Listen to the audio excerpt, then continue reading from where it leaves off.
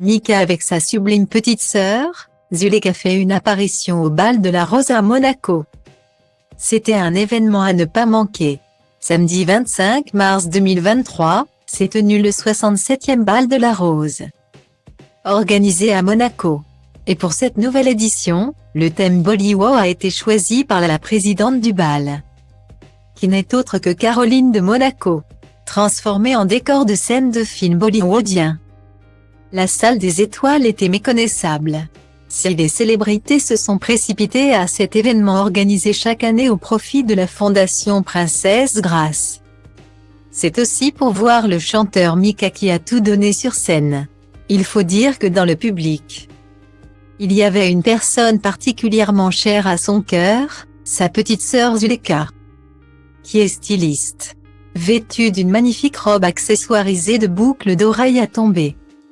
Cette dernière a pu admirer le show de son grand frère, qui répond toujours présent lorsqu'il faut s'engager pour des bonnes causes.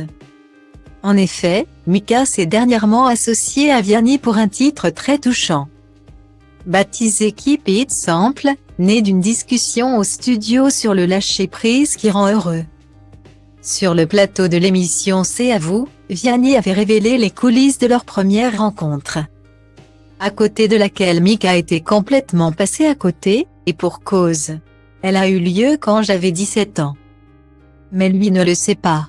Il était en concert au Parc des Princes et, profitant de l'inattention d'un vigile, j'avais escaladé la barrière avec mon petit frère pour aller voir la fin du spectacle. Je le regardais donc, en tenant la main de mon petit frère de 10 ans, sans oser imaginer qu'un jour nous écririons ensemble une chanson. Cette chanson, donc, avait ainsi raconté Vianney, que l'on retrouve en ce moment tous les samedis soirs dans The Voice. Une collaboration épanouissante pour les deux chanteurs. Ensemble ils ont pu participer au concert en faveur des pièces jaunes, organisé le 28 janvier dernier. Il faut dire que Mika est un homme engagé. Quand on a la chance d'avoir un lien particulier avec le public, on a aussi des responsabilités, notamment de favoriser le vivre ensemble. Comme tout le monde, je suis évidemment sensible à ces enfants qui sont touchés par la maladie.